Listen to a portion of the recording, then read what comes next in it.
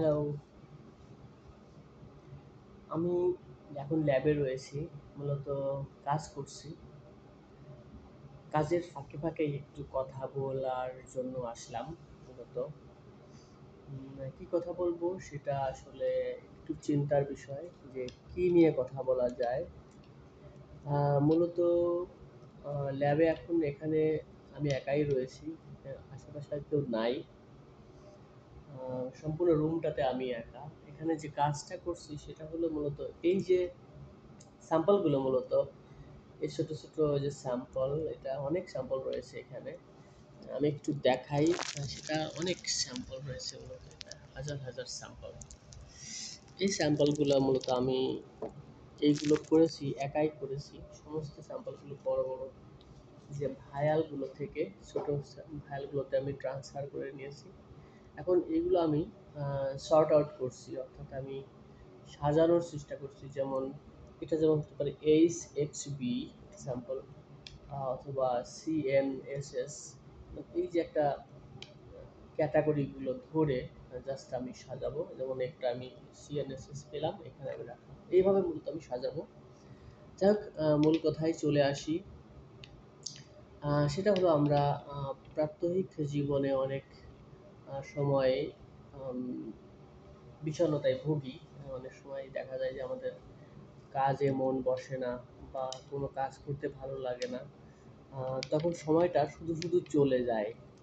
মানে তখন আমাদের সময়টা আমরা শুধু শুধু নষ্ট করি। সেক্ষেত্রে আমাদের কি করণীয়? কারণ আমরা জানি যে আমাদের লাইফ একটা নির্দিষ্ট সময়, এবং এই সময়টাকে গুরুত্বপূর্ণ চিন্তা করা উচিত। প্রত্যেকটা মুহূর্তকে আমাদের কাজে লাগানো উচিত। আমি জাপানে রয়েছি মূলত। এখানে আমি দেখি যে সকাল ৯টা থেকে শুরু করে ৫টা পর্যন্ত কন্টিনিউয়াসলি এরা কাজ করে, এবং কাজ করার সময় শুধু মনোযোগ দিয়ে কাজ করে।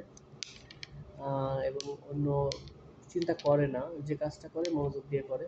তার মানে অন্য সময়টা আসলে তারা কাজের সময় কাজ, খেলার সময় খেলা, এবং পড়াশোনার সময় পড়াশোনা। আমরা ছোটবেলায় এই কথাটা শুনেছি। সেটা আসলে করা উচিত। তাহলে আমরা কি করতে পারি যখন আমাদের বিষণ্ণতা চলে আসে? তখন আমাদের কি করা উচিত আসলে সেক্ষেত্রে? আমার যেটা দৃষ্টিভঙ্গি, আমি যেটা ভাবি, আমি নিজেও এটা ফলো করি। সেটা হলো আমাদের একটা রুটিন মেনটেন করা উচিত। কারণ আমাদের বেসিক যে কাজগুলো, বড় যে কাজগুলো, বিশেষ করে হতে পারে জীবনে কিছু লক্ষ্য থাকে না যে আমি এটা কাজ করব। যেমন আমি একজন গবেষক যদি হই, তাহলে আমার গবেষণা হলো প্রথম টার্গেট, এবং পেপার লেখা, গবেষণা করা, এটা আমার মেইন প্রায়োরিটি। আমি যদি একজন বিবাহিত হই, তাহলে আমার সন্তান লালন পালন এবং পরিবারে সময় দেওয়া, এটা একটা গুরুত্বপূর্ণ। তাদের জন্য আলাদা সময় ম্যানেজ করা, এগুলো কিন্তু একটা মানে একটা প্রায়োরিটি সেগমেন্ট করে, প্রায়োরিটি ডিসাইড করে নেওয়া কোনটা আসলে গুরুত্বপূর্ণ। সেভাবে আমাদের একটা রুটিন মেনটেন করতে পারি। যদি স্টুডেন্ট হয়, স্টুডেন্টের জন্য অবশ্যই পড়াশুনো হলো ছাত্রনং অধ্যয়ন তপ, অর্থাৎ ছাত্রদের পড়াশোনাটাই মূলত তপস্যা। তাহলে শুধু স্টুডেন্ট লাইফে শুধু পড়াশোনাটাই করতে হবে, সেক্ষেত্রে সাবজেক্ট ওয়াইজ আমরা রুটিন মেনটেন করতে পারি। সবসময় তো পড়তে ভালো লাগবে না। যখন পড়তে ভালো লাগবে না মূলত সেই সময়টা আমরা রুটিন ফলো করতে পারি, যে আমার রুটিনে কি লেখা আছে বা কি দেওয়া আছে, তখন সেটাকে আমরা ফোকাস করতে পারি। সেক্ষেত্রে আমাদের মানে একটু অনেকটা বাই ফোর্স বলা যায় যে আম, পড়াশোনার দিকে মনোযোগ দেওয়া, অথবা শুধু পড়াশোনা বলেই না, জীবনের যে কোনো ক্ষেত্রেই আমরা সময়টাকে নষ্ট করতে না চাইলে অনেক সময় বিষণ্ণতায় চিন্তা করতে করতে সময় কেটে যায়। যখন আমরা রুটিনটাকে ফলো করব, তখন রুটিনে যদি আমাদের সাজেস্টেড থাকে যে সকাল ৯টা থেকে ১০টা ১২টা পর্যন্ত আমাদের আম, পড়াশোনা করতে হবে, অথবা সাধারণ জ্ঞান, অথবা BCS পড়াশোনা, অথবা হতে পারে একাডেমিক কোনো পড়াশোনা, অথবা যারা চাকরিজীবী তাদের জন্য অন্য কোনো প্যাসিভ ইনকামের কোনো ওয়ে, মানে এরকম বিভিন্ন থাকতে পারে। যে এটা ব্যক্তিগতভাবে ডিসাইড করবে কে কীভাবে রুটিন, তাদের ব্যক্তিগত রুটিন থাকবে পছন্দ অনুসারে, জীবনের টার্গেট অনুসারে, লক্ষ্য অনুসারে। যদি কারো উদ্দেশ্য হয় বই লেখা, অথবা একটা প্রবন্ধ লেখা, তাহলে রুটিনে লেখা থাকতে পারে যে রাত 10টা থেকে 12টা পর্যন্ত, অথবা 9টা থেকে 12টা পর্যন্ত প্রবন্ধ লেখা বা চিন্তা করা। তাহলে সেই সময়টা অনেক সময় এটা দিতে পারে। এবং প্রতিটা দিনেই মূলত একটা সেগমেন্ট করে রাখা, যেমন ৯টা থেকে ১২টা, ১২টা থেকে ৩টা, ৩টা থেকে ৬টা, এভাবে একটা রুটিন মেনটেন করা। এবং যখন যে কাজটা ভালো লাগবে সবসময় রুটিন ফলো করতে হবে সেটা না। সাপোজ এমন হতে পারে, দেখা গেলো যে আমার বই পড়তে খুব ভালো লাগছে, তখন আমি একটা সুন্দর বই পেলাম, তখন রুটিনের সমস্ত আম লে ইয়েগুলো, শিডিউলগুলো যেগুলো দেওয়া আছে সাজেস্টেড, সেগুলো আমি বাদ দিয়ে দেবো তখন। তখন আমি বইটাই পড়বো।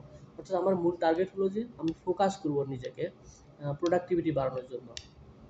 রুটিনটা আমাদের তখনই হেল্প করবে যখন আমাদের কোনো একটা নির্দিষ্ট বিষয়ে, যখন আমাদের সময়টা নষ্ট হয়, কোনো কাজ করতে পারছি না, বিষণ্ণতা চলে আসছে, তখন রুটিন আমাদেরকে ফোর্স করতে পারে যে তুমি এটা করো। তখন যদি আমাদের আশেপাশে কেউ না থাকে, দেখা গেলো যে কোনো গার্জিয়ান না থাকে যে না তুমি এটা করো, তাহলে কিন্তু যদি কেউ গার্জিয়ান থাকে তাহলে কিন্তু সে বলবে, যেমন বাচ্চাদের জন্য মা বলবে যে তুমি এই কাজটা করো, তখন কিন্তু সে ওই কাজটা করে।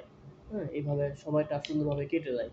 কিন্তু যখন যাদের কোনো গার্জিয়ান থাকে না, বিদেশে বিশেষ করে, অথবা যারা বড় হয়ে গেছে, তাদের জন্য তখন কি করবে সে?